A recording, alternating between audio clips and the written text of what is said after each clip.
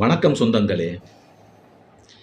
இவனால் என்ன செய்ய முடியும் என்று கேட்கின்ற மனிதர்களிடத்திலே, கேட்கின்ற மனிதர்களின் முன்பு, கேட்கின்ற மனிதர்களது மத்தியிலே இவனா இப்படி என்று திகைக்க வைக்கும் அளவிற்கு தன்னுடைய அறிவையும் ஆற்றலையும் செய்கையும் செயலிலே காட்டி முன்னேற்றம் என்ற ஒரு